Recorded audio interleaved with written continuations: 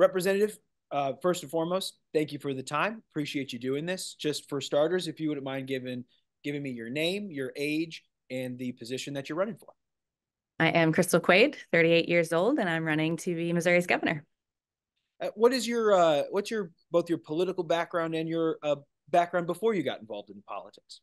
Yeah, so I am currently the Democratic leader in the Missouri House of Representatives. I've been serving in the State House for the last 8 years, representing District 132 out of Springfield, and 6 of those as the Democratic leader.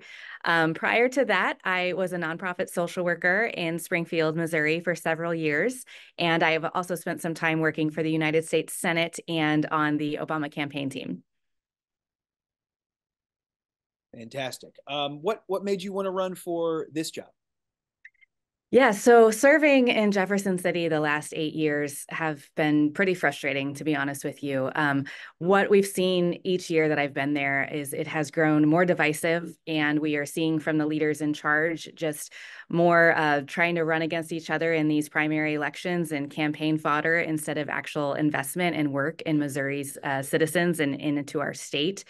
You probably know that we had the least amount of bills passed in Missouri's history last year. And it's been really frustrating when we have so many citizens who are struggling to get by and so many businesses that are passing over our state when we have leaders who aren't paying attention to the things that matter. And so that's why I wanted to jump in, is because we deserve better. Let's talk about business in Missouri. What is your plan as governor when it comes to, or your priorities for taxes in the state, and also for government spending, as the governor has a huge part in determining that part of the state?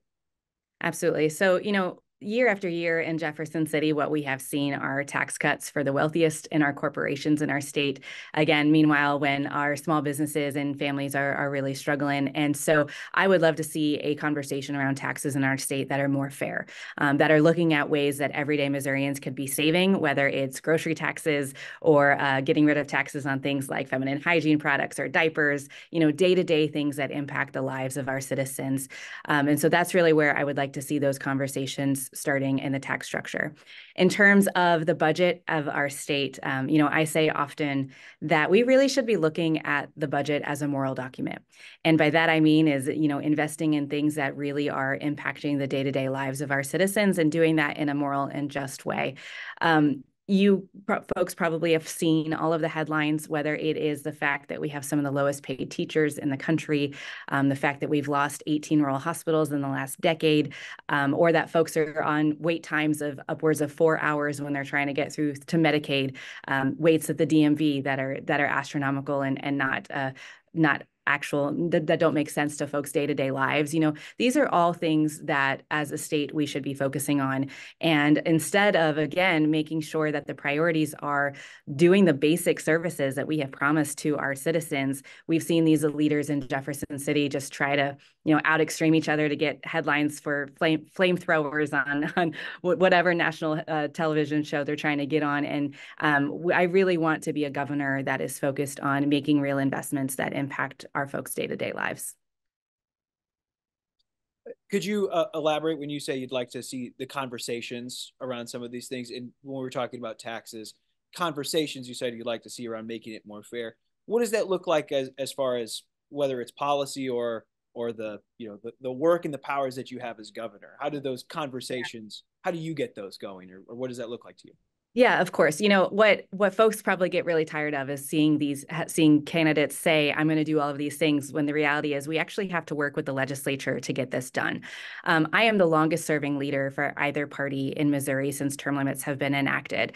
And that is great for this job because we do not need to have someone who's learning on the job. We have to be ready on day one. And so I know what it means to be a Democrat working with Republican leadership, to be in the room negotiating and finding pathways for compromise, which shouldn't be a dirty word, but it has become one, right? And so I will go in on day one ready to have negotiations with these folks and talk about the things that we know are impacting folks all the time. And it's not partisan, right? Every corner of the state I'm talking to, Democrats or Republicans or independents, are all saying that these things, whether it's public education, healthcare affordability, being able to make ends meet, those aren't partisan issues. And so I will be excited to get in and be able to start those negotiations with folks on day one.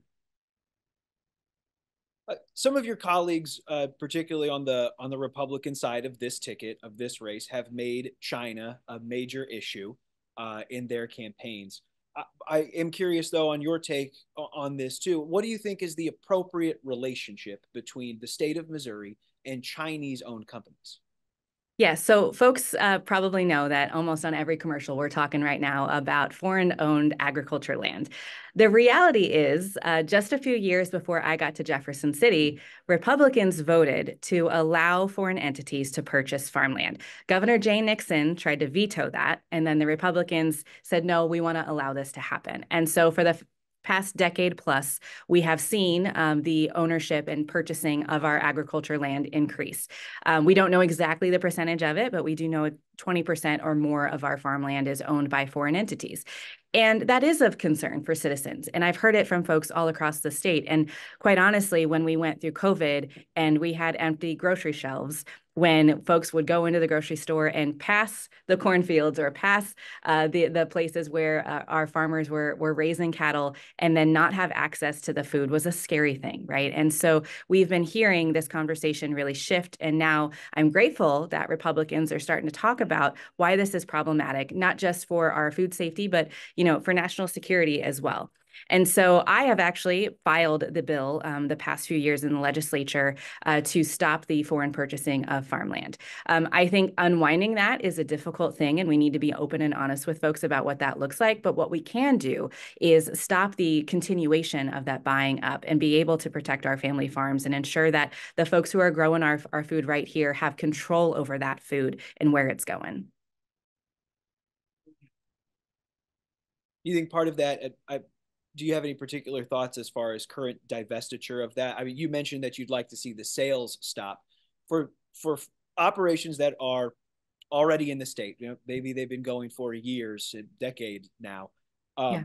Do you have any thoughts as far as making those groups divest or Yeah. anything like that from Well, their foreign ownership? I think what's really important is that we understand that we also have local Missouri farmers who are in contract with these folks. And so it's not necessarily that the folks who are working the ground are not Missourians. It's who actually owns what we're making. And so I think it's really important when we talk about the future of any divestment that we're working directly with those local farmers to see what is feasible for them. We don't want these folks to go bankrupt. We don't want them to lose their home because we're mandating that they're pulling out or making those shifts. I think anything that we do needs to be gradual, again, with the thought in mind of these local Missouri farmers and how it best benefits them. I'd like to ask you about crime in Missouri and kind of how you foresee taking that issue on as governor. For starters, do you think it's safe to live in Missouri? I think that's a very tricky question, and it depends on where you are and what safety means, right? We could go down the path of talking about the huge mental health crisis that we have and the violence, most notably domestic violence that comes along with that and what that means for safety for individuals. And of course, suicide numbers and drug access. And, it's a very complicated conversation. As governor, what I will make a priority is working with our local elected officials and local law enforcement to give as much local control as we can to our folks on the ground. I hear all the time from law enforcement officers throughout the state about how, laws in Kansas City may need to be different than in Fordland, Missouri, where I grew up, because it's a different dynamic and folks need to have different access to things.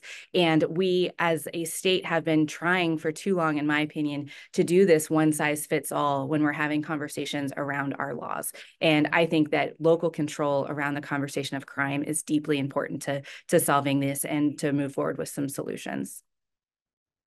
What are some solutions that you have seen out there that you think work and things that you would like to either expand as governor or invest further into?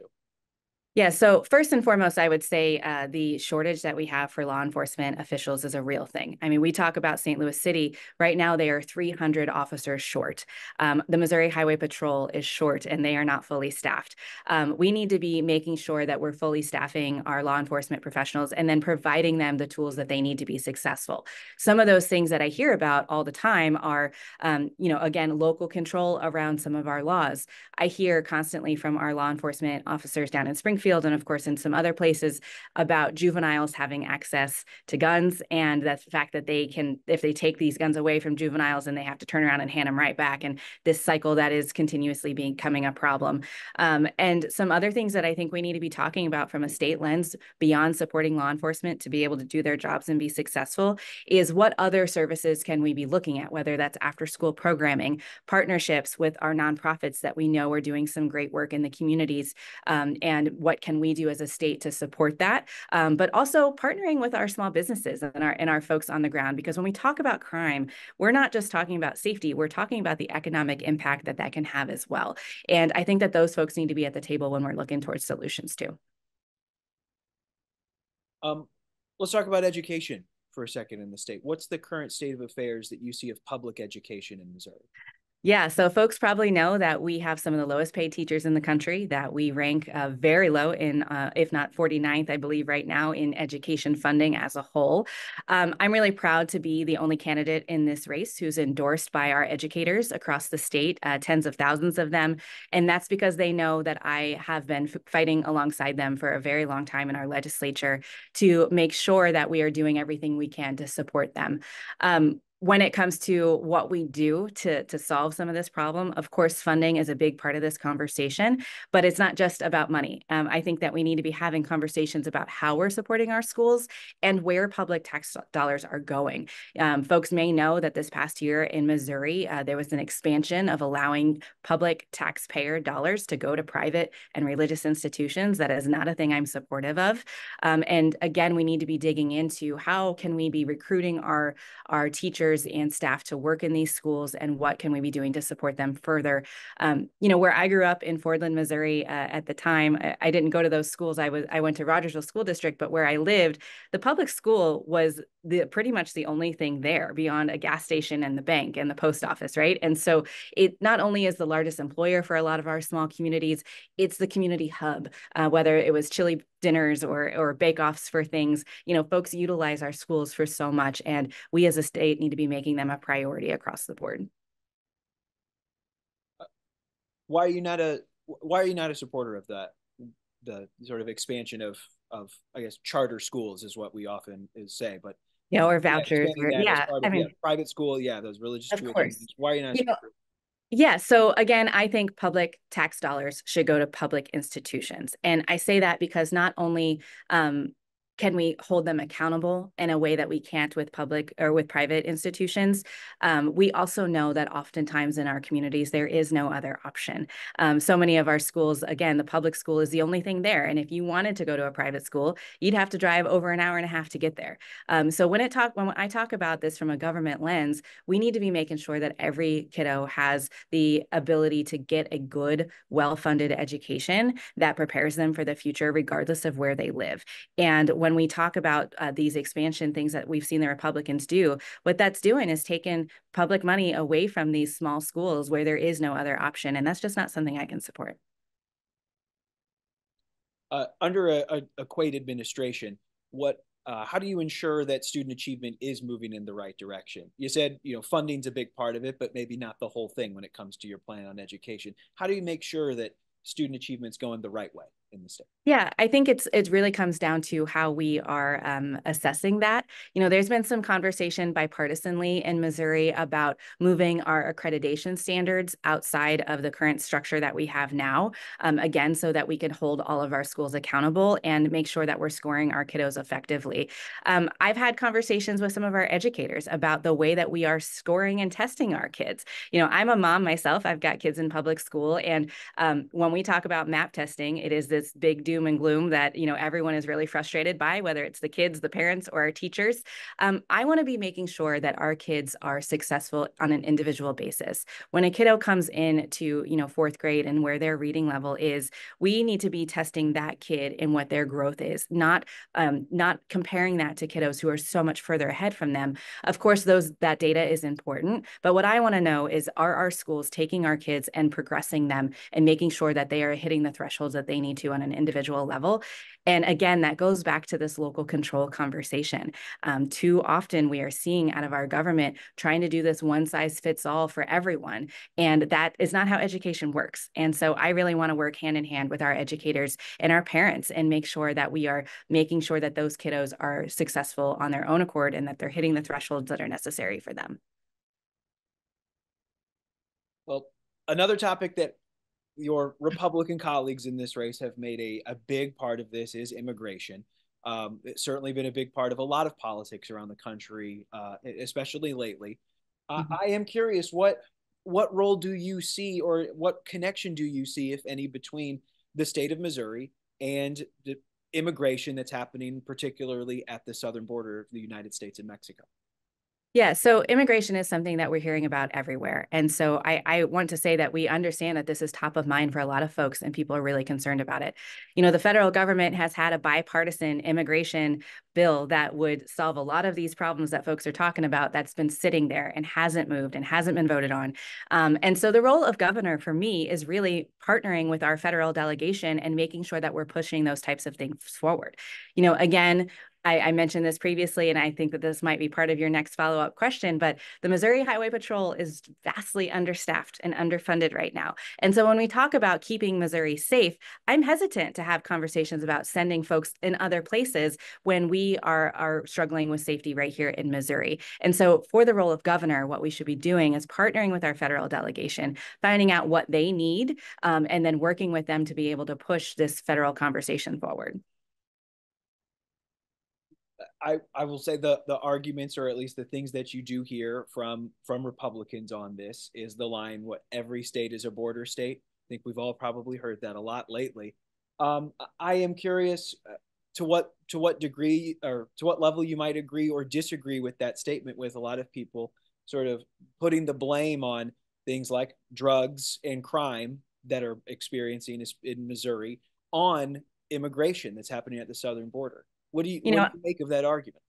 Yeah, the first thing I will say is I'm a believer in facts and data. And when we talk about the conversation around drugs, you know, I personally have lost a stepbrother to addiction, and I know so many Missourians are deeply impacted by this conversation. And so I take it very seriously. But I will also say that when we look at those numbers, we know that it's actually American citizens who are bringing in the vast amount of a percentage of the drugs. But separately from that, when we talk about every state being a border state, absolutely we are. But as governor, for me, I will be looking at the fact that we are a border state at war with Kansas right now over things like the Kansas City Chiefs or the Royals. Our small businesses who are opting to not start their businesses here, but go right across the border in Illinois or Kansas because they would prefer to live there because the public schools are better or because the roads and bridges are better. You know, I've been talking to so many business owners who are concerned about Missouri and wanting to stay here, let alone the folks who aren't coming in. And so as governor, again, I believe that our role is to make sure that Missouri is the best state to live in, to start a business in, to raise a family in, and that's going to be my priority. And the other things where we need to be partnering with the federal delegation, of course, we'll be at the table in those conversations and pushing forward, but that's where my priorities will be. I only have a couple more questions regarding healthcare here, so I'll make them quick. Yeah. We'll see in November if we'll have a ballot measure to vote on regarding abortion and reproductive health care in Missouri. I'd like to know your stance on that measure specifically, and also what your thoughts are on the current legal landscape around abortion in the state. Yeah, I am very excited for the opportunity in November for Missourians to tell their government and politicians to get out of their doctor's offices. Folks probably know that we have the most restrictive ban in the country without exceptions for rape or incest and very limited life of the mother provisions. You know, I can't tell you how many women have personally called me while they are actively miscarrying and they go to the doctor's office and the doctors have to tell them, you're not close enough to death yet. I need you to go home and come back in a couple hours. And people are terrified. And this truly is a life and death situation. And government has no business being in our doctor's offices like that. And so as governor, I will make sure that the will of the voters is listened to and that when we pass this, every time that the Republicans try to come after it again, whether it's abortion access or access to birth control or IVF, which is the latest thing that we've heard Republican senators in Missouri say that they're coming for. As governor, I will make sure that we are standing in line with Missourians to have their own say on what's going on in their reproductive reproductive health care. And you did mention rural healthcare, rural hospitals earlier, so I'd like to give you a chance and get your thoughts on how we reverse kind of the trend we've seen of rural hospitals closing in the last several years. Yeah, the closure of rural hospitals and access that we have right now is really a scary thing. I mean, I talk to folks who, sometimes have to drive over an hour to get to an emergency room. And again, a life and death conversation here. To get us back to a place where healthcare is accessible in our state is going to take a little bit of work and a little bit of time. Some of the conversations I want to look at is not just I think that we need to start step one with recruitment for our nurses and our doctors. Folks may have seen a recent study that we have seen, a 20% drop in applications. I believe it's 20% drop in applications for folks in the medical field here in Missouri. And we have some fabulous schools, right? And so we need to figure out as a state how we can recruit folks here to get them to work and to get them to stay. I do think that the initiative in November is going to be helpful with that. But that's one piece of the conversation. We need to talk about from a state lens. Again, I think our state budget should be a moral document, and healthcare access and affordability to me is a moral issue. It's not a partisan issue. It's not an urban or a rural issue. No matter where you live in the state of Missouri, you should have access to care. And so you'll see from a Quade administration investments in our rural hospitals and our urban hospitals as well, making sure that they're accessible and they've got the maternity wards that they need and the various provisions that we're lacking as well. And so there's a lot of work to do in this space, but I'm really excited to dig in. Representative, it's all the questions that I have. Anything that you want to add that I didn't ask? The one thing that I will say, and you did sort of ask this, but when we're talking about the initiative in November, I'm really excited to be able to be part of this discussion to move this forward. I was in Jefferson City in 2019 when the abortion ban was passed that had triggers in it. I've personally shared my own story of sexual abuse and how these bills impact people like me. I'm a mom of daughters. This is deeply personal for me, but I'm very proud to be the only candidate in this race who's endorsed by Planned Parenthood and Abortion Action and these groups who are working on this moving forward.